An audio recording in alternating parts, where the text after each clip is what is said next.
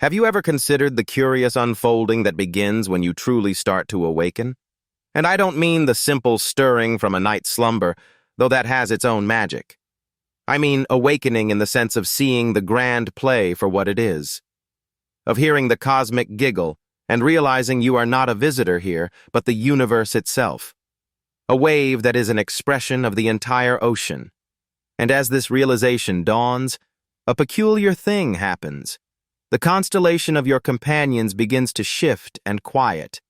It is not that you have grown distant or cold, but rather, you have tuned into a different vibration, a different song in the symphony of being. It is like trying to listen to a broadcast that, for many, is lost in the static of the everyday. Where you begin to hear a subtle melody, they hear only noise, and the music they cherish is where you have begun to appreciate the profound silence from which the notes arise. Now, let us be perfectly clear. This is not a journey toward superiority.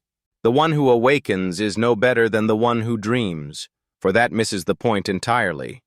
Indeed, anyone who believes their awakening elevates them above others has merely exchanged one costume for another in the same masquerade of the ego. They have traded their worldly trophies for spiritual ones, but the game of comparison remains. No, the reason the awakened soul often walks a quieter path is far more subtle. It is a reason far more profound than the illusion of being better. You see, so much of social life is a kind of mutual trance, a shared dream we agree to inhabit. We agree to see Monday as a burden and Friday as a release. A collective sigh. We agree that to succeed is to climb a certain ladder without asking where it leads. We pretend that security can be found in numbers on a screen or promises on paper. We chase the illusion that happiness is a prize to be won. But when you awaken, you begin to see the transparency of these agreements. You see that Monday is simply Monday. It holds no inherent quality. You see the ladder that everyone is climbing is leaning against the sky, for there is truly nowhere to arrive but here. You are already here. This is the destination. And the wealth you gather, a useful tool, of course. But it cannot shield you from the beautiful, fundamental uncertainty of the dance of life. And so, when you try to speak of these things, to share this quiet liberation with old companions, a curious thing occurs. They may look at you with a gentle concern, as if you've begun to dream with your eyes open. And in their eyes, you have indeed stepped away. You've ceased to play the game in which they are still so wonderfully lost. It is as if you are all at a grand table, engaged in a game of cards, and you suddenly declare that you see the cards not as fortunes to be won or lost, but as mere paper, painted with ink. Now, in the grand scheme of things, you are not wrong, but you have dissolved the illusion for everyone at the table. And so, the old conversations begin to feel like empty echoes. You hear a friend speak of their troubles with a superior, and you perceive that the true source of their disquiet is not the person, but their own inner resistance. A resistance to the flow of what is. A colleague worries endlessly about their child's place in a certain institution, and you see this anxiety is a reflection of their own unlived dreams, a ghost from their past, not a vision of the child's future. A neighbor speaks with pride of a new possession, and you see in this a tender human plea for meaning in a cosmos that seems to hum with a silent, vast indifference. Now you might feel the urge to reveal all of this. You could try to gently shake them from their slumber, but a profound truth reveals itself with great speed. One cannot be awakened against one's will. The Buddha himself could only gesture towards the moon. He could not walk the path for another. For you see, people cling to their dreams with a fierce love, even the dreams that bring them pain. Perhaps especially those dreams, for the known darkness is often preferred to an unknown light. And so, you arrive at a curious juncture. You walk the same earth, under the same sky, but the reflection you see is entirely new. It is as if you have suddenly awakened to the fact that this grand drama is a play of light and shadow upon a screen. You can still delight in the story. Indeed, your appreciation may deepen, but you can no longer mistake the play for reality. And yet, your friends remain wonderfully captivated, their tears flowing with the sorrows, their hearts soaring with the triumphs, utterly convinced that the flickering images hold the very weight of the world. The one who is awakening begins to cherish what is authentic over what is comfortable. And here, my friends, is the season where old connections may drift away, like leaves from a tree in autumn. So much of our social dance is a delicate agreement of mutual pretense. We agree to pretend, to wear a mask of certainty when we feel none, to show deep interest in what is merely a passing cloud. We nod in agreement when our hearts say no. We feign understanding in the midst of our own fog, to be whole when we feel ourselves breaking into 1,000 pieces. But when you awaken, the masks we wear begin to feel heavy, and the energy for the performance simply dissolves. So when the familiar refrain arises, "How are you?" a genuine echo might return from the depths, not as a play for the stage, seeking the spotlight, but as a simple, unadorned truth. And this clarity can stir the waters, for "how are you" is rarely a true question. It is a password to a ritual. The proper response is, "Fine, thank you. And you?" Any other melody disrupts the dance. You also cease to laugh at humor that does not resonate. You no longer nod to currents of opinion that are not your own. You step away from weaving tales of those not present to share their own story. This is not an act of rebellion, but a recognition that the taste for such things has faded. It is like chewing on paper when you have known the taste of fresh fruit. And your companions feel this shift. They sense you are no longer a reliable player in the familiar game of social appearances. And then, something else begins to unfold. You find a quiet comfort in silence. A space most people feel an urgent need to fill. They rush in with chatter, with observations of the passing clouds, as if to patch a void. They offer borrowed thoughts on the day's events. But in the stillness, a true meeting can occur. Silence is the clearing where two worlds of consciousness can truly touch, free from the beautiful yet clumsy cages of our words. The one who is awakening discovers this, that you can sit with another in the vastness of quiet and feel a more profound connection than was ever found in a sea of small talk. Yet for most, this is an unbearable space. They require the constant rhythm, the distraction of the surface, the endless volley of words to avoid the deep, silent mystery of simply being here together. Then comes the matter of life's great purpose. Your friends, still on their previous journey, are still climbing the mountains of ambition, still trying to prove their place in the sun. They are running in a grand circle of achievement, certain that happiness is the next prize to be won, believing that one more possession will finally make the whole picture complete. But you have glimpsed that joy is not a destination at the end of the road. It is the very quality of the road itself. When you stop walking just to arrive somewhere, a curious distance emerges between you. Your friend is lost in the weather of a promotion, and from a calm shore, you can see that whether the storm passes or rages, they will still be themselves, still standing here, still faced with the same boundless sky of existence. The promotion is but a changing cloud, will not save them. For you see, nothing can save them, because there is truly nothing from which to be saved. This is the whole cosmic play, this very moment, this single breath, this astonishing, mysterious fact of being. And yet you cannot simply speak of this, can you? For they will hear it as a call to abandon their careers, to cast aside all ambition, to simply let go of the oars. But that is not the melody you are playing at all. The truth you point to is something far more delicate. You mean to say that ambition is a beautiful current, and careers are a fascinating pattern, but they are not the river itself.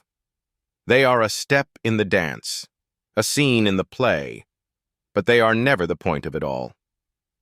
For the point of the dance is the dancing, not some final pose the dancer is meant to achieve.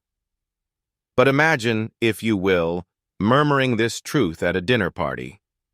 You see, the one who is truly awake has undergone a kind of death, not of the body, of course, but something else entirely, a psychological dissolution.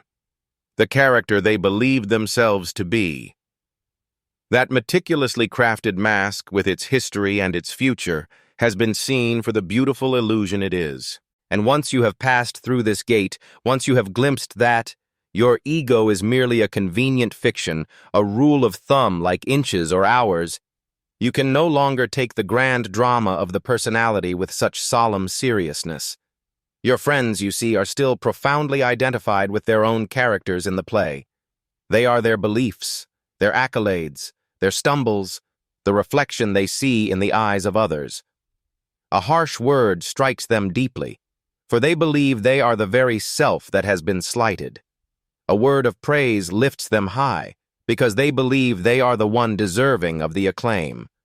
But you have seen that you are not your personality, any more than you are your own reflection in still water.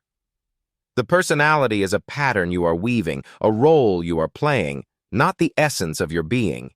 And this gives rise to what one might call a curious gap in the performance. Your friends are playing their parts with great conviction, and they seek an audience for their story, a mirror for their role. They look for agreement, for recognition, but you are no longer a dependable member of the audience, because you now see the performance as a performance. You can still appreciate its beauty, you can even delight in it, but you cannot believe in the character with the intensity they require. And here, my friend, is where the path takes a most fascinating turn. The truly awake person comes to see that aloneness and loneliness are two entirely different currents. Loneliness is the ache of feeling apart from the whole.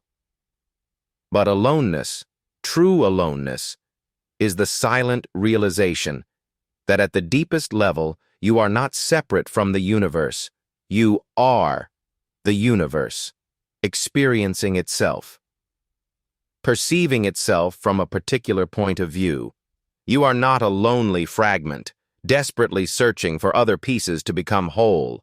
You are the entire pattern, playing a magnificent game of hide-and-seek with itself.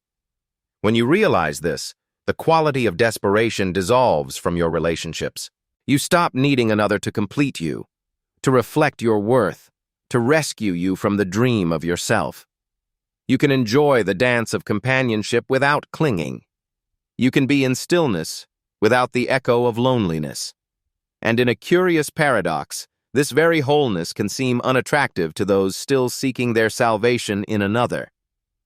You see, most people seek a friend who will act as a perfect mirror for their world, who will agree that the shadows they wrestle with are immensely real and important, who will share in the sorrow and thus validate the dream they are so deeply dreaming. But the person awake to the nature of things cannot, in all honesty, play this role. They can offer true compassion, a genuine presence, an unconditional love, but they cannot pretend that the crisis is what it appears to be. Your friend's world is shattered because a love affair has ended, and you can perceive that they are not truly mourning the person who has departed. They are mourning the beautiful illusion they had projected and what that story meant about them. You can hold a quiet space for their sorrow to unfold, but you cannot add another stone to the wall of the story causing the pain. And this is often felt as a lack of solidarity. The awakened mind also ceases to participate in the great collective delusions. It can no longer find thrill in the games of tribal identity. My nation, my political tribe, my favored team, my particular path to God is the only true one.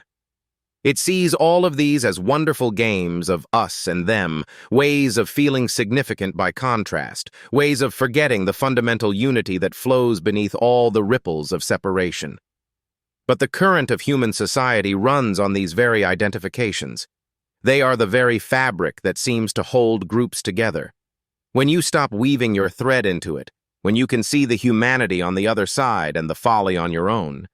When you refuse to cast another as the villain or yourself as the hero, you become an unpredictable part of the pattern. And friendship, for most, is a profoundly tribal dance. Then there is the matter of time. The one who is awake relates to time in a new way. They are not forever leaning into a future that never arrives, nor dwelling in a past that is a ghost. They have discovered that the only moment that has any reality at all is this one. The past is an echo in the mind, a memory arising in this moment. The future, a dream, also born in the now. There is only the eternal now, this endless unfolding of the present. And yet, most human chatter is a dance of shared ghosts, anxieties for a future that is not yet, and nostalgia for a past that is no more. We are always planning, forever worrying, looking back with fondness or forward with apprehension. This is the currency of a world lost in time. But when you awaken to the present, you find you have little to trade in this marketplace of memories and dreams. Your friend wishes to fret about a life some 30 years hence, and in that you can see they are missing the only true retirement that matters. The deep letting go of the psychological game of time, which veils the wonder of this very moment. And this brings us to solitude. For the one who has truly woken up, a curious discovery is made. Solitude is not the absence of connection, but the very ground from which it grows. You can only truly meet another when you have first met the stillness in yourself. And this meeting requires a sacred silence, a quiet space to be with the boundless mystery that you are. But our modern world, you see, has a great fear of this quiet emptiness. We fill every crevice of awareness with noise, with distraction, with the presence of others, the constant flicker of screens, the endless stream of voices, a frantic dance we call being connected. But is it not, in truth, an elegant form of avoidance, a way of running from the one presence that accompanies you from your first breath to your last, your own self? The awakened soul does not run from others, but neither do they run from the silence within. They have found the great secret, that to be alone is not the same as to be lonely. In fact, they know one can feel utterly lost in a crowd, yet profoundly at home in the deepest solitude. This way of being can seem quite peculiar to a world that mistakes constant noise for life. Now let us consider another aspect of this unfolding. The awakened mind ceases to fight the river of life. It learns to dance with its current. There comes a wonderful realization that the universe managed its affairs quite beautifully without our assistance for billions of years. And so, one can relax into the great flow of existence instead of swimming frantically against the tide. But most of us are still engaged in the futile effort to control it all. Our image, the shape of tomorrow, the thoughts in other people's minds, all the waves we have no power to command. To live this way is to exist in a state of perpetual tension, a clenched fist trying to hold water.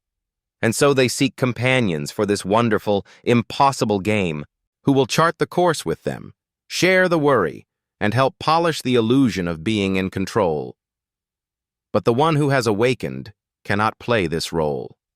They can only offer their quiet presence, a space of acceptance, a current of love, but they cannot pretend that your grasp for the uncontrollable is anything but the very source of your struggle. And this, you see, is often felt as a kind of coldness, when it is, in truth, the deepest expression of care. You also begin to see through the tapestry of our victim stories. We all have them.